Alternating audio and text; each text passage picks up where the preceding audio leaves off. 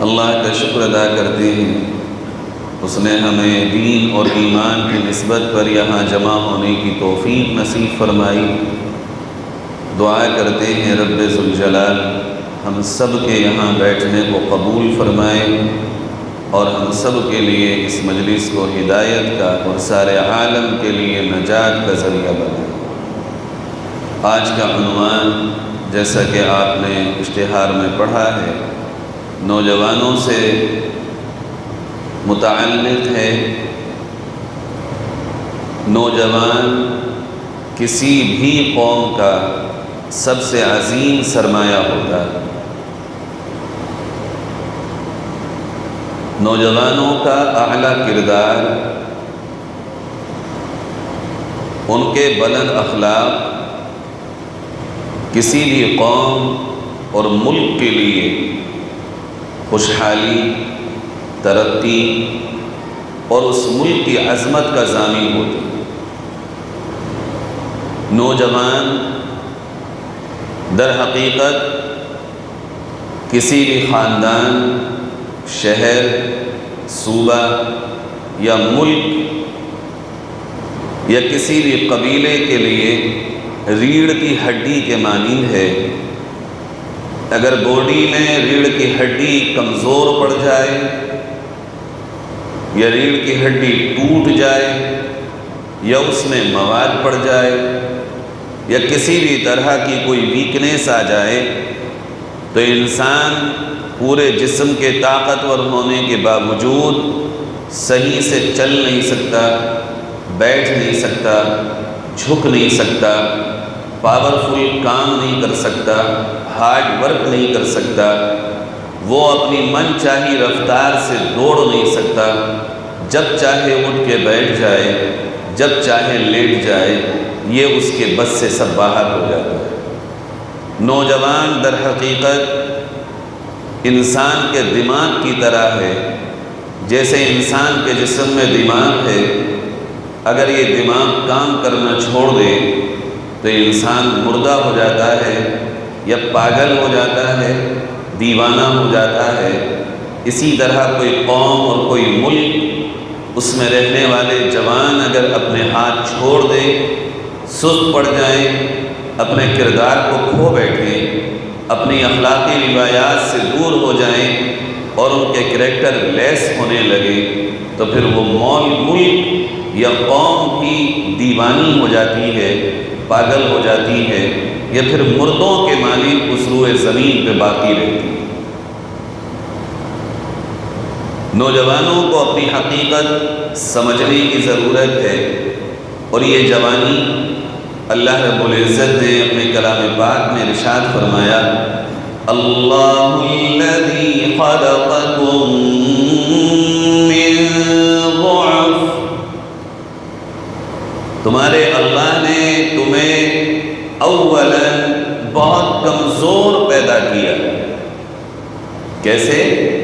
جب پیدا ہوئے تھے تو ہاتھ اٹھتے نہیں تھے، پیروں پہ چلتے نہیں تھے، زبان سے بولتے نہیں تھے، آنکھوں سے پہچانتے نہیں تھے، اتنے کمزور تھے تم کہ اپنے ہاتھ سے کھا نہیں پاتے تھے، اتنے کمزور تھے تم پیدا ہونے کے بعد کہ تمہیں اپنی بھوک کے وقت میں بھوک بتانے تک نہیں آتا تھا۔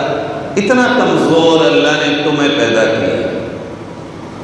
ثم جعل من بعد ضعف قوة، پھر اللہ تعالیٰ نے تمہاری یہ کمزوری آہستہ آہستہ دور کر دی اور اسٹیپ بائی اسٹیپ اللہ نے تمہارے جسم میں طاقت عطا کر دی۔ یہ طاقت، یہ پاور، یہ جو جوانی جس کا نام ہے، یہ خود نہیں ملی، یہ ہمیں اور آپ کو اللہ نے عطا کی۔ اللہ کا کلام ہمیں یہ بتاتا ہے۔ کیا آپ اور ہم دیکھتے نہیں ہیں کتنے وہ لوگ ہیں جن کی عمر 20 برس 25 برس ہے لیکن بوڑھے سے بھی کمزور ہو گئے، بیماریوں نے جکڑ لیا۔ جوانی فقط عمر کا نام نہیں ہے، جوانی اپنی تمام تر کوالٹیز اور صفات کے ساتھ ہو تو وہ جوانی۔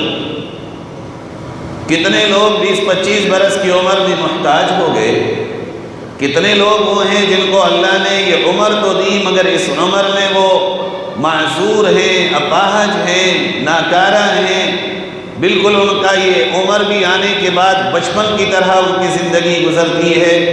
اللہ رب العزت کہتا ہے یہ قوت ہم نے تمہیں کمزوری کو ختم کرنے کے بعد عطا کی،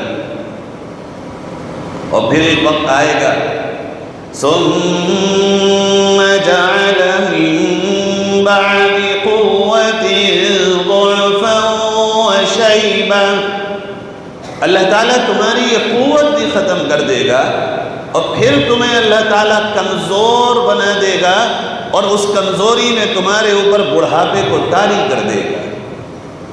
پھر تم چلو گے مگر تمہاری چال کی رفتار بہت آہستہ ہو جائے گی، تم بولو گے مگر تمہارے بول ٹوٹنے لگیں گے، تم سنو گے مگر آواز کم آنے لگے گی، تم دیکھو گے مگر دور کا تمہیں صاف دکھائی نہیں دے گا، تم ہر چیز کھا تو سکو گے مگر ہضم نہیں کر سکو گے، تم دماغ چلا تو پاؤ گے مگر تھکان دور نہیں کر پاؤ گے، تمہارا جسم تو ہوگا مگر اس جسم میں وہ طاقت نہیں پاؤ گے جو طاقت رب نے تمہیں جوانی میں دی تھی۔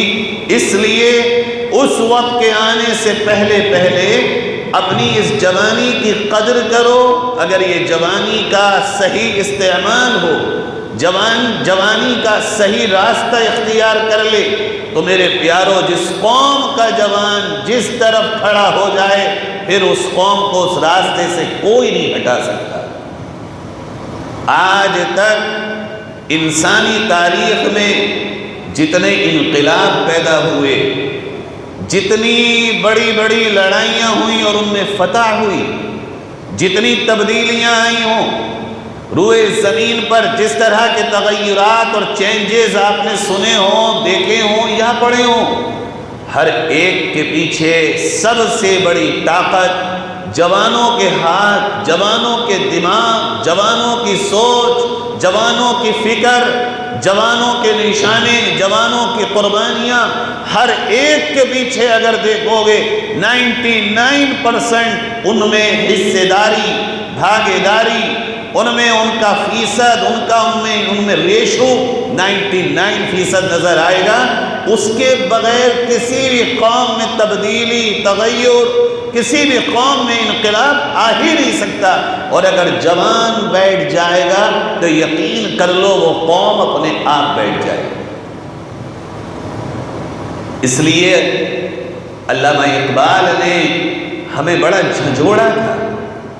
وہ اللہ کا اکیلا ایسا بندہ تھا کہ جو اپنے آنسوؤں سے اشعار لکھتا تھا، جو اپنے دل کی سیاہی سے اشعار لکھتا تھا۔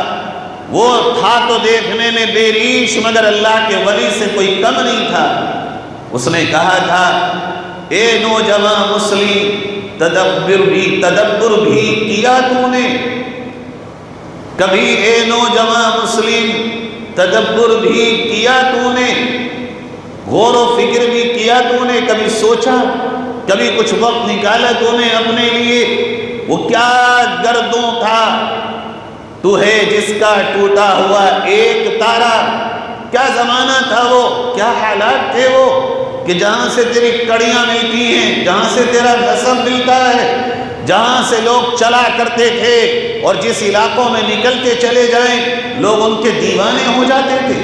ان کی نگاہوں کو جھکا ہوا دیکھ کر لوگ ان سے پوچھ کے کلمہ پڑھ لیا کرتے تھے۔